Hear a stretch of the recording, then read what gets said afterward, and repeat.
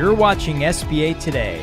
With all the latest news, stories, and advice, here are your hosts, Paul Long and Tanya Mazurek. Good morning and welcome to SBA Today, sponsored by SBA Collective for the week of May 25th. I am Paul Long. And I am Tanya Mazurek. I swear I need to do something like coming live from Key West with the way that you just did yours. Or welcome, or let's see, what is it? That's Good right. morning, Vietnam. From the Tanya Mazurek Studios, live. Anyway, all right, guys. Good morning, and let's get into the news. Well, hey, I was out last week. You're all welcome for that. And I was at the SBA Directors Retreat, sponsored by our podcast parent company, The Art of SBA. And wanted to share some things that I learned. First of all, if you haven't been to this, wow. It's amazing. As a leader, it was great to network with your peers and learn and pick the brains of always people smarter than yourself, right? That's the perfect thing. So I love that you said that, Paul, because I'm a firm believer that if you're the smartest person in the room, you're actually not very smart if you know. Exactly. That's why I have a great team where I'm at, because people are smarter than me.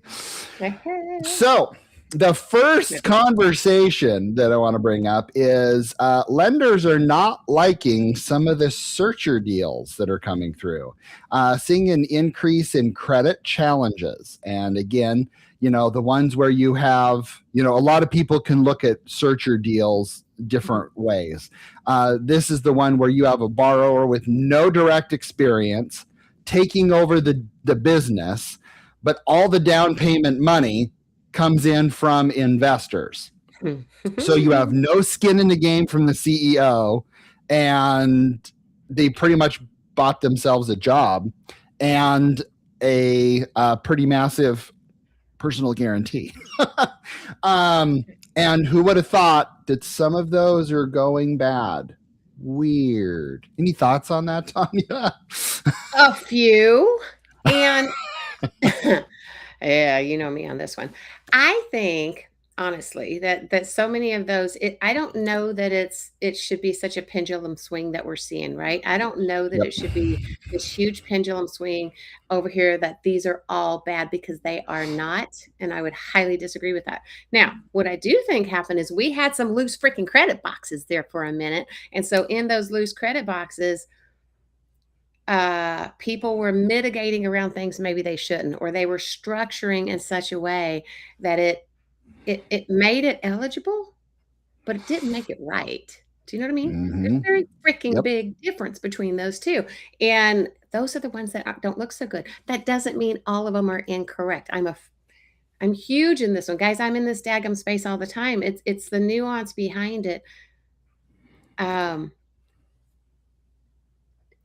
Just because there's nuance, just because somebody doesn't have, come on, man. You get a big deal. Like I've got one like that right now, Paul. You get a big deal, right? A very large, let's say it's a 5 million acquisition deal.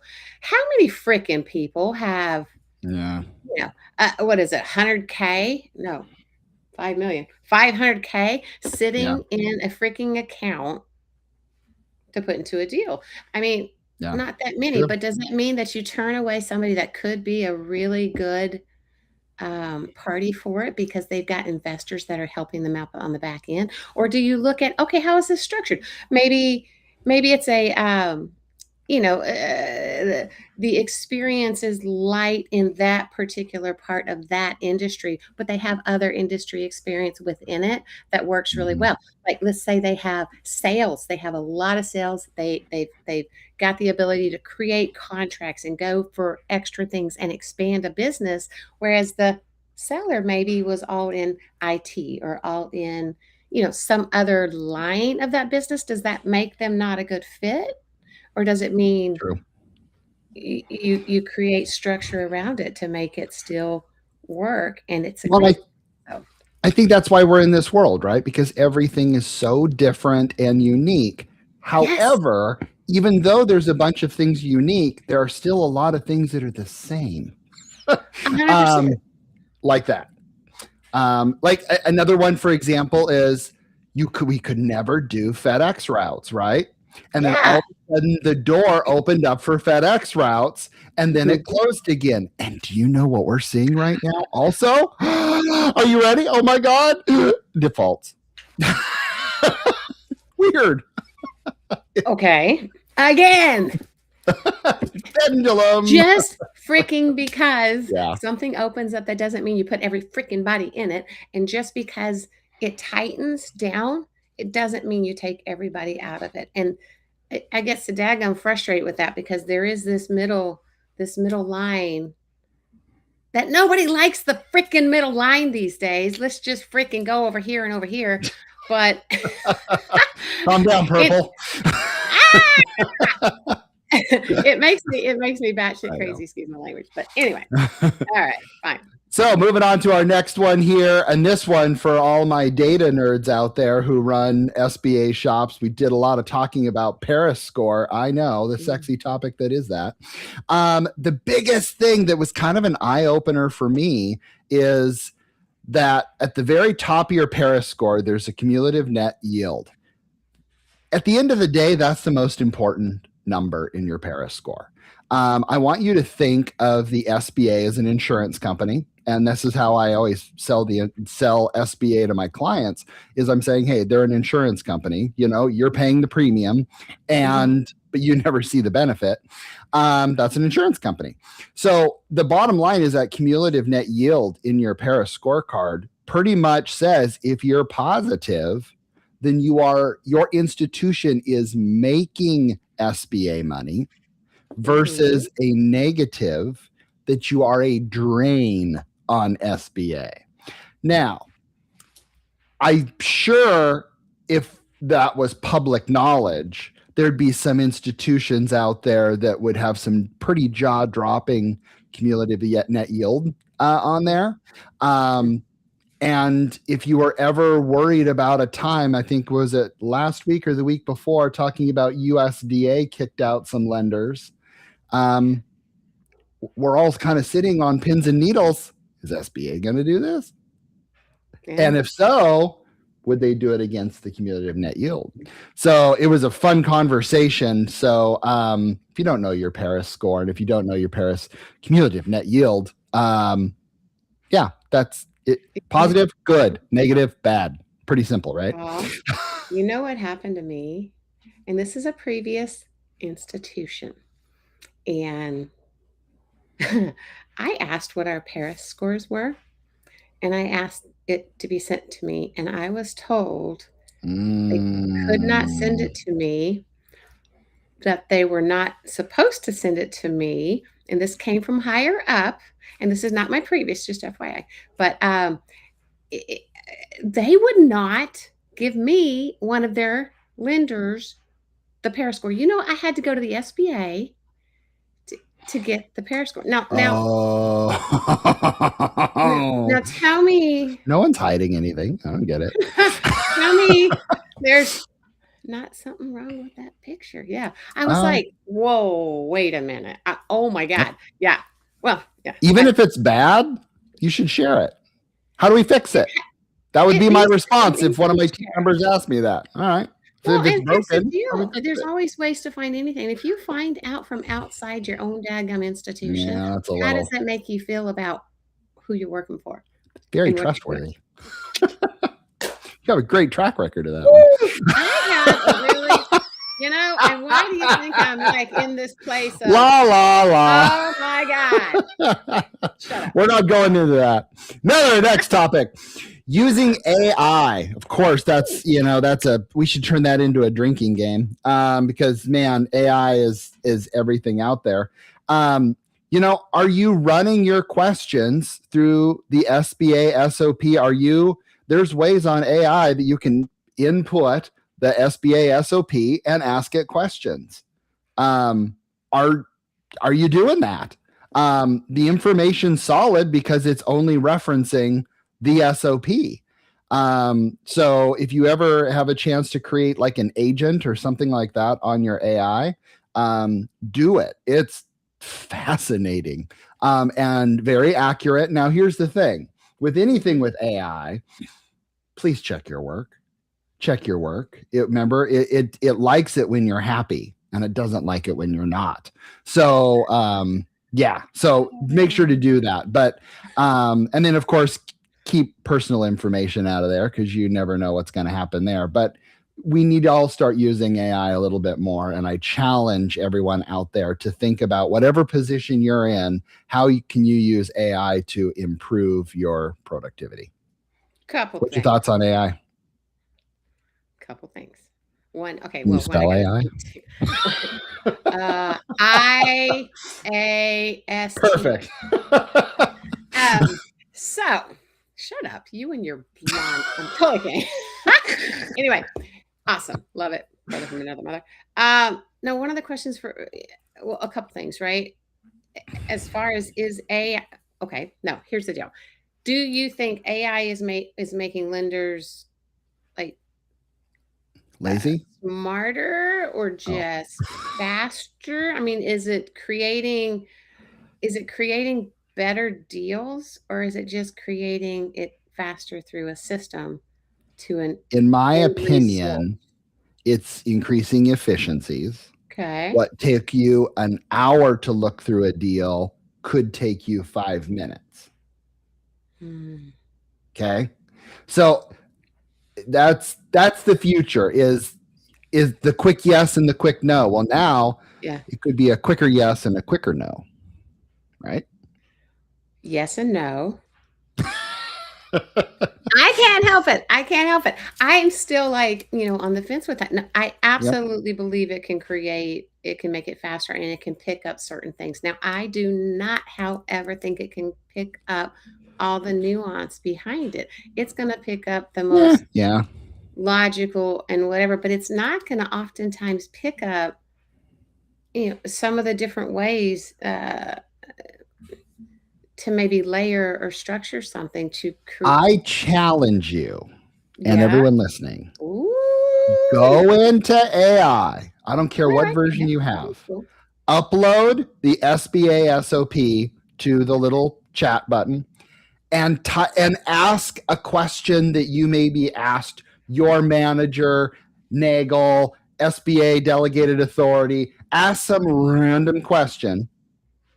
And be amazed with what comes back, because it's only analyzing the document you put in there, and see how accurate your answer is. Couple things with that, Paul. There are a zillion and one SBA SOP versions out there. If you are not very specific which version you're putting in, the SBA SOP 5010A, right? Correct. It can cross. I've seen it. It can cross and get. But if you upload it, it only looks at that document. True. That's true. It won't look at old ones. And then when that changes, you just have to update your SOP. So that's true. I don't know. And you have to double check and tell it that it can only use the uploaded version that you gave it. It's true. I mean, believe me, I have tried it. That's the only reason I know this. Maybe we should do an episode on this. That could be really good. It'd be fun. I know. Get some nerds on. That'd be great. I know too. Everybody do the same thing. Like everybody kind of go through their own little AI version, right? And have one thing that they're looking at, and see what everybody comes back with, and see if it's the same in some respect. Our producer Madison had a phenomenal idea. That is, we do Tanya versus AI. You structure a deal, and then I just use AI, and we'll see who gets it done quicker and more accurate. Ooh, oh crap! Who do you think could get it done quicker and more accurate? Whatever. Like, give. I don't know. Give us a fun. I don't know. I think, but here's the deal. I don't think AI is taking away people. I think we still have to have our own. Now. I know. It's taking us away. Y'all are going to see the AI version of Tanya and Paul pretty soon. We're going to be robots. Hello. In fact, maybe we already are. Maybe we already That's correct. It's so good. I'm working in my office right now, and I don't know who. I'm out on a boat. Right, but we'll have no money to afford it because we'll have no job. But whatever. Oh, dang. Let's move into your topic. All righty, fine. SBA just launched a major national initiative, the Patriot Pitch Competition, featuring a $1 million prize pool to spotlight American entrepreneurs for small businesses. This isn't just another pitch contest. Okay. It's part of a broader celebration of 250 years of American free enterprise, highlighting how small businesses continue to drive innovation, job creation, and economic growth across the country. Now, what makes this competition different? It's specific, right? And targeted at small businesses that have created SBA financing or that have SBA financing, including 7A, 504, microloans, and other qualifying capital. The focus isn't just on big ideas, which is a typical pitch contest, right? It's not just on that. It's on execution, impact, and real economic contribution, which that's what SBA is all about, right? Judging will emphasize strengthening U.S. competitiveness, innovation within an industry, job creation and economic opportunity, and strong fundamentals and readiness to scale. How it works. The competition runs through 4 stages of judging, eventually narrowing down to top finalists. Finalists will pitch live in Washington, D.C. in September in front of judges and a national audience. This is cool, guys. You got to try it. Anyway, cool, competing. Yeah, right. Competing for a share of the $1 million. We did not plan that. $1 million in prize funding. Yes. Anyway. Okay, so I had to look because I was curious because the government just doesn't give away $1 million. So yeah? I was like, follow. They don't get me started. I always go, okay, let's follow the cash. Well, the $1 million was donated by Clover. Nice. Interesting. So I'm sure that, I'm glad that they did that. That's nice. It'll be interesting to see. What is the sure of? There's got to be something behind that comment, Paul.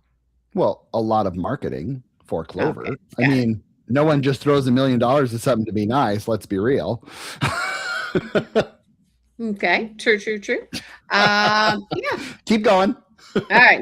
More interesting. Let's see. National exposure for participating businesses, access to investors, industry leaders, and policymakers. That's pretty good, guys. I mean, you get yourself in front of those who are looking for potentially the product or the innovation or the business idea that you're putting out there. That's big news right there. I mean, that's really going to be a big one. A supplier matchmaking expo connecting small businesses with larger companies and contracting opportunities. I bet you Mark will be there. Mark. The Mark program. Mark? Oh my God. I'm like, huh? I'll bet you all the programs are going to be there. I'll bet you international trade lines. I'll bet, or I guess we don't call that anymore. Okay, why it matters. This is a strong signal from the SBA because SBA is putting a lot of strong signals out there lately, guys. Anyway, they're pushing growth stage small businesses, not just startups. They're trying recognition to measurable impact, jobs, innovation, and competitiveness. Okay. And for entrepreneurs, especially those already leveraging SBA programs, this is one of the rare opportunities to get non-dilutive funding plus national visibility in a single platform. Now, Paul, thoughts? What are your thoughts on this? I hope that the entire crew of Shark Tank is a part of the panel. I think that would be really fun, Mr. Wonderful, to like tear some of these people up. Mr. Wonderful is too daggum busy with his AI. That's true, and his wine business and everything. But still, I want to know who's on there because it would be kind of fun. You know, maybe the 2 hosts of SBA Today will be invited to be a panelist. Oh! I mean, hey, Kelly. Somebody send this to somebody that could make that happen. We'd be there. We go, and we'll do it live. Oh man, that'd be so much fun. No, it's cool that they're doing that. It's creative. That's what I like most about it. Is it's creative. Well, Well, and have you ever been to one of the pitch? I've been to some. I mean, because they'll do that I actually oftentimes. have The not. SBA actually has done that before. It is Oh. so freaking cool to go in there and see these small businesses, and this might be larger ones the way that they're doing this program, but see these small businesses just pitch what they're looking to do and pitch to somebody else as far as, okay, this is my idea. This is why I think it's great, and see what they get. Anyway. True. All right. Anything else, Paul? That's a wrap. That's a wrap. All right, guys. We'll see you here next Tuesday. Oh, God. You should wrap the ending.